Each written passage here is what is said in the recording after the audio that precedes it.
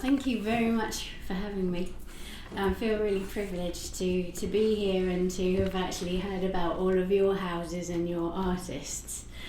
I'm here about mine, which is Farleys house and gallery. Where's the clicker thing? And yeah, home of my grandparents, Lee Miller and Roland Penrose. Roland was originally actually an architect, but he went to Paris and train as a painter. There he met Georges Braque, who taught him to kind of paint in a cubist style.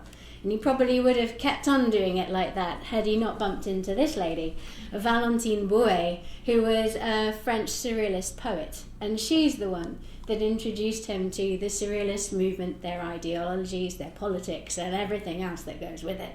And she ended up being his first wife too. He was so enamoured with the surrealist movement that it wasn't long before he went back to England, and in 1936 he brought the first international surrealist exhibition to London. During the war, he was part of the artist group that designed camouflage for the British troops, and he wrote the Home Guards manual as well for the soldiers back in England so that they could learn how to do their own camouflage. He continued as a curator, curating and promoting exhibitions of his artist friends, mostly surrealists and modernists. He's kind of well known for being the biographer of Picasso, Miro, Tapies, Man Ray, and also for bringing the first major Picasso retrospective to London in 1960, which was presented in the Tate. He also co-founded the ICA, the Institute of Contemporary Art in London too. So next up is my gran. She's actually American, from Poughkeepsie, New York, and she went to Vassar College but never quite finished there because she was projected into a modelling career and became the equivalent of a surreal kind of supermodel over here. Then she decided to go to Paris and with Man Ray, worked with him, and then he introduced her to the surrealist movement, and she very quickly adopted the surrealist kind of style of photography. She also took portrait photography, fashion photography, and all the other kind of types of photography too. She had her own studio in Paris, not far from Dora Mars, and she also then came back to New York and had her own studio in Manhattan. She opened in 1932. She then lived in Egypt for 5 years, and it took my granddad 2 years to persuade her to leave Egypt and the Egyptian surrealist group circle to come and live with him in England. She arrived in England in summer 1939, just before Britain declared war on Hitler. But she stayed, despite the American embassy writing to her and telling her that she should come home. And she used the only weapon that she had, and that was her camera, to record what was going on. She, to start off with, just walked the streets. She was an American, she had no working visa, so she recorded what was going on, the civilians, the war damage, and in fact a lot of her war damage pictures were used in a book called Grim Glory, which was then sent over here to encourage you lot to come in and join us in the war. It was a big propaganda book, and MoMA did a show on it too. Then the US joined, and she's a US citizen, and kind of it's partly because you got extra cigarettes and stockings, but also because it gave her more access. She joined as a US war correspondent in December 1942. Shortly after D-Day, she crosses over to Europe and starts covering the casualty clearing hospitals over there. Even though the US Army was more progressive than the British Army, who refused to have women war correspondents, they did have different accreditation, and women war correspondents were considered the weaker sex and therefore not allowed to cover combat. Lee violated this and was put under house arrest for it, but that didn't put her off. And once she got out of house arrest, she hooked back up with the US 83rd Division and covered their combat, and as they pushed through Germany, were at the front of the Allied forces. Jump next, 1949, April Fool's Day. She and Roland, in a blind auction, bought Farleys. And for the next 35 years, They filled their house with a collection of contemporary art by their friends. And these friends and key personalities of the 20th century art scene, like Dorothea Tanning, Max Ernst, Man Ray, Dora Maar, and of course old Picasso, all came to visit and stay. Our visitors book is pretty cool. Dad and I initially just ran their collection. I mean, she left 60,000 negative, 20,000 photographs, 20,000 pages of war manuscripts, notebooks, diaries, and both of them left a huge surrealist art collection, as well as letters from their friends like Henry Moore, Eileen Agar, and all these kind of people too. So initially we just ran those, and we produced exhibitions that we sent all around the world. And actually, for the last 13 years now, on average, somewhere in the world, every year, you will find there's a Lee Miller headlining exhibition. In fact, 4 a year on average. So that's kind of what we initially started doing. But then suddenly people started turning up on the doorstep. And we really are in the middle of nowhere. Like, honestly, more horses go past the door than people. So to come and to make this pilgrimage from all over the world to our house meant that it was a little bit weird to send them away. And that's what made us have to start opening the house.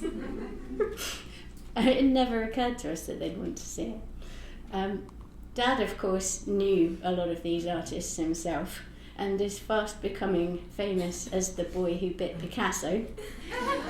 And my sister and I grew up in his home, which is just round the corner from Farleys, and we used to just kick around between both houses. And I used to correct Grandad's paintings for him.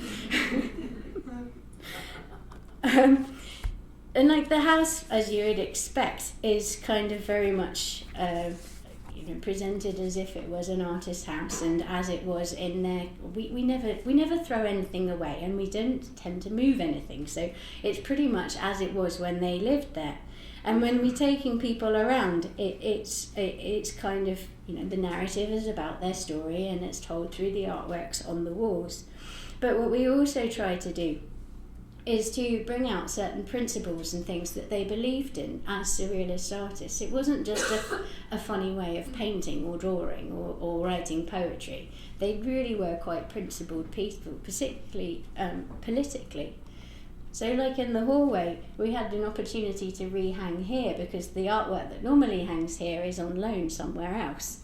And instead of hanging something that's similar to that, we chose to hang this picture instead, which is a photograph by Roland, and it's of the Republicans during the Spanish Civil War. Roland actually was quite politically active against, speaking out against Franco and his fascist friends, and he even brought Picasso's painting Guernica to Britain and toured it around the whole of the UK to raise awareness of the regime and to fundraise to support the Republicans. So it gives us a chance to show their political views, but also to engage in contemporary things about what's going on now.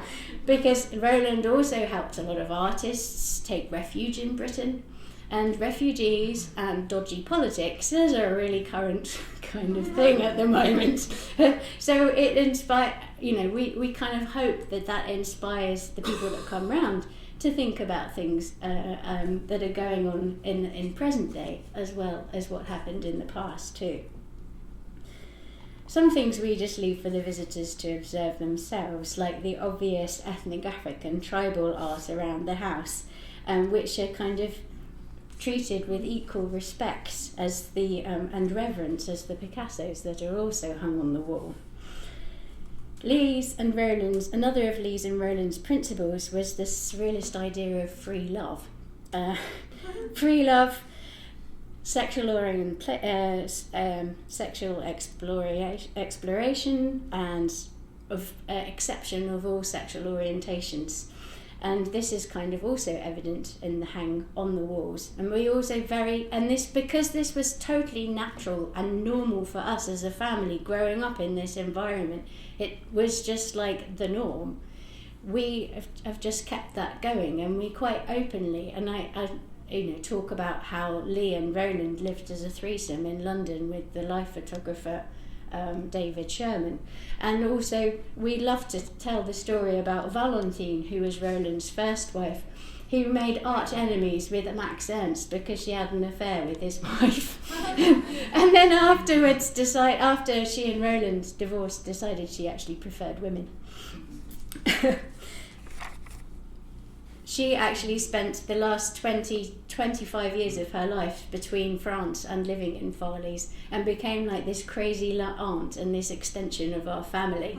And she died in Farleys in 1978, and she was so close to us that actually my middle name is Valentine. Roland, after both of his favourite women, Lee and Valentine, died, he chose to surround himself by the local kind of artist and literature gay artists, and they lived with him as his companions rather than his several mistresses that he also had. Lee actually was deeply affected by what she saw on the front during the war, and she was at the liberation of Dachau and Buchenwald prison camp. She found it very difficult to deal with what she saw, and she hid most of her photographs in the attic. And from 1955 onwards, she chose really to only take portrait photographs because it was just too painful. Very little in those days was known about PTSD and those kind of mental illnesses and depressions that go with it, and she had to kind of work it out by herself. She did this through cooking. This was her kitchen when she first got there, but she very much redesigned it.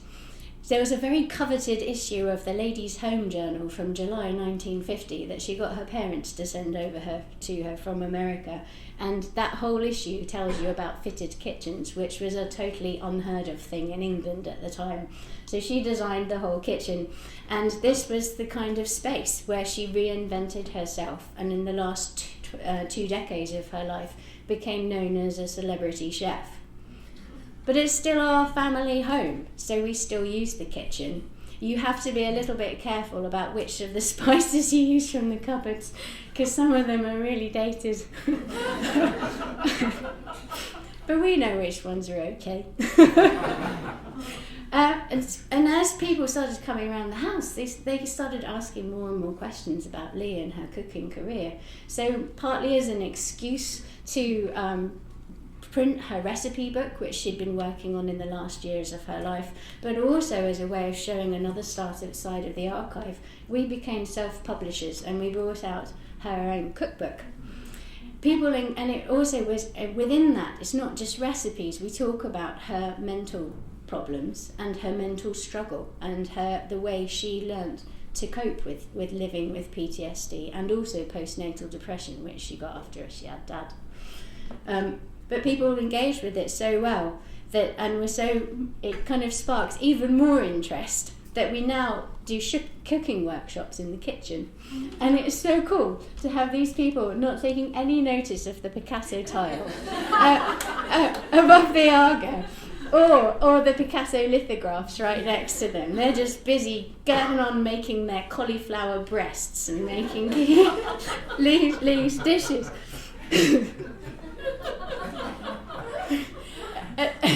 Another thing that was really important to Lee and Roland was promotion of contemporary artists. So the barn that's opposite the house, we converted into a space where we at one end present contemporary artists, living artists. So this is an exhibition just being hung that's up at the moment by some guys around the airfield near us, which was used quite heavily during the Second World War, and a lot of Spitfires flew from there. And at the other end, we used to kind of partly manage visitor expectations, because they come to the house knowing Lee was a photographer and Roland was this amazing artist, and expect to see their art on the walls. But they chose to surround themselves by artworks by their friends. And in fact, during Lee's lifetime, there was only 2 photographs by her in the whole house. So we try and show sections of the archive in the gallery so people do actually get to come and see some of her pictures. And we make it super special by showing only things that we're trying to show sections that have never been seen before. So this year we have our very first ever Lee Miller in Colour exhibition ever in the world, that you get to see some of her, this is wartime colour fashion photography. Love the slinky. But also it includes some of her colour photography of well-known artists like Max Ernst and Dorothea Tanning, who was a very close friend of hers. Roland designed our sculpture garden, and actually on our leaflet we've used his design of the garden as your map. So you can walk around and see the permanent collection, which is the collection that he and Lee installed in the garden, and also our contemporary collection. We have guest artists that display their work in the garden, usually for 2 years in a row, and we sell their work for them. We don't believe in taking a massive commission like big dealers do, because our whole ethos is about promoting them, so we just take a small percentage that helps us keep going. And in fact, keeping going is one of the knife edge things that we do quite a lot. We have no endowment, we have no government funding, we have actually no external support at all. We have lived and died on our wits for the last 41 years. And because of that, we have to keep moving all the time. We're still archiving. We just on Monday, actually, which was Lee Miller's birthday, brought out our third self-published book, which was exposing another section of the archive. We do make sure that in every single publication there's some kind of mention of Farleys, or a part of Farleys also in there. Somehow we've managed to raise enough money to convert another building on the farm into our very own archival store. Not quite as flashy as the Henry Moore one, which I'm seriously jealous about. But we do have solar panels. So we are 80% environmentally powered, electric-wise, in our gallery and the house and the archive store. And we send exhibitions all around the world. And it kind of tickles me when these kind of very higher powered art trucks come along to pick up these works. And there's our tractor. and they're going off all around the world. And I like to think that maybe Grandad and Lee are up there somehow kind of looking at us and going, yeah, you did all right. My sister's an artworks on paper conservator and head of conservation in an art gallery in Christchurch. So thank you very much for having me.